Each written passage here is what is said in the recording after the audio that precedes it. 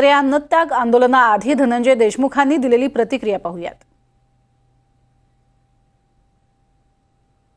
तर मग अन्न पाणी कोणीच घेणार नाही, कुटुंबीय घेणार नाही आणि गावकरी घेणार नाहीत असं कालच गावकऱ्यांच्या वतीने आंदोलन केलं जातं. यापूर्वीच्या आंदोलनाचा अनुभव तुम्हाला आला? नाही, आंदोलन करण्यामागचा सगळ्यात मोठा हेतू असा आहे की ज्यावेळेस माणूस चिडतो, ज्यावेळेस माणूस त्रास करून घेतो स्वतःला, किंवा मी एक चांगल्या शब्दात सांगेल, कुठल्याही माणसानं रोज एक चूक केली तरी चालते, पण एक चूक परत जो माणूस करतो त्याच्याविषयी खूप म्हणजे चिड तयार होते. त्याच पद्धतीने केज पोलीस स्टेशननी जे काही तपास केलेला आहे त्याच्या संदर्भात कुठलीही माहिती वर SP साहेबांना कळवलेली नाही, किंवा जी कळवली ती चुकीची कळवली. काल सिद्ध झालंय. काल आम्ही ज्या काही संबंधित अधिकाऱ्यांना कॉल केले, हँड फ्री कॉल करून आम्ही त्यांना सांगितलं की विचारा आम्हाला ह्या गोष्टीबद्दल काही विचारणा केलेली आहे काही.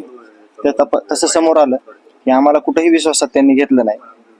म्हणून ह्या ज्या काही गोष्टी आहेत ते करावं लागतात आणि न्यायासाठी हे करतोय आपण. दुसरा आपल्या ह्याच्यामुळे कुठलाच हेतू नाही. न्याय मिळणे हा आपला सगळ्यात मोठा हेतू आहे. त्याच्या बाजूला आपण इकडे तिकडे अजिबात जाणार नाही आणि न्यायासाठी काही जरी करावं लागलं तरी ग्रामस्थ आणि कुटुंबीय हे तयार आहे. आपण जर बघितलं तर म्हणजे एकंदरीत असं दिसतंय का की जे प्रशासन आहे आणि पोलीस प्रशासन आणि CID आणि SIT याच्यामध्ये समन्वयाचा अभाव आहे? CID SIT खूप चांगल्या पद्धतीनं त्यांच्याकडे जे काही दिलं गेलेलं आहे मटेरियल त्या दृष्टिकोनातून तपास चालू आहे.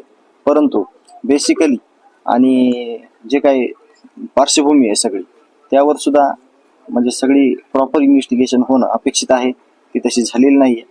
म्हणून त्यांचं काय माहित नाही आपल्याला कम्युनिकेशन कसं आहे किंवा ते किती एकमेकांना सोबत घेऊन काम करतात पोलीस स्टेशन आणि ह्या दोन समित्या. परंतु त्यांचं काम चालू आहे. SP साहेब त्यांचं काम करतायत. जो हा घात झाला, ज्या चुकामुळे झाला ते देखील आपण समोर आणणं आपलं म्हणजे आवश्यकता आहे आणि त्याचा प्रयत्न आम्ही प्रामाणिक करत आहोत. धनुभाऊ, आता तुम्ही बोलताना बोलले की SP साहेब अडीच महिन्यापासून चांगलं काम करत आहे, SIT सुद्धा काम करत आहेत, पण नेमकं याच्यात कोणतं डिपार्टमेंट आहे जे काम करीत नाही? आता हे बघा, सगळे लोक हेच आहेत. आता एवढ्या मोठ्या कारवाई केल्या 2 महिन्यातल्या SP साहेबांनी, तर काय सगळे अधिकारी बदललेत का? त्याच लोकांनी काम केले. परंतु ज्या काही मागच्या चुका आहेत किंवा ज्या चुका झाल्यामुळे हे खून, दरोडे, अपहरण जे होत होतं त्या अधिकाऱ्यांनी कमीत कमी SP साहेबांना तरी सांगायला पाहिजे होतं की इथं या अशा कंडिशन मध्ये आमच्याकडून चुकीच्या पद्धतीनं समाजात मेसेज गेलेत, चुकीच्या पद्धतीनं एक त्याची प्रतिमा तयार झालेली आहे, पण तसं म्हणजे दिसलं नाही आम्हाला कुठं. म्हणून लोक तेच आहेत, त्याच लोकांनी सगळ्यांनी मिळून काम केले. आमच्या प्रकरणामध्ये अतिशय चुकीच्या पद्धतीनं अतिशय चुकीचा मेसेज म्हणजे सगळ्या समाजाला दिलेला आहे आणि आमचं खून झालेलं आहे. त्यावर आमची काल चर्चा झाली. जरांगे पाटील येणार आहेत, अजून कोणी येणार आहे याची माहिती आहे? मनोज दादा येणार आहेत. काल निरोप आलेला आहे. 12 वाजल्याच्या नंतर ते येतील, सहभाग नोंदवतील. आम्ही त्यांना अन्नत्याग आंदोलनामध्ये सहभागी करून घेणार आहेत, पण त्यांना प्रत्यक्ष आंदोलन करू देणार नाही. त्यांची तब्येत किंवा शरीर त्यांचं साथ देत नाही जास्त.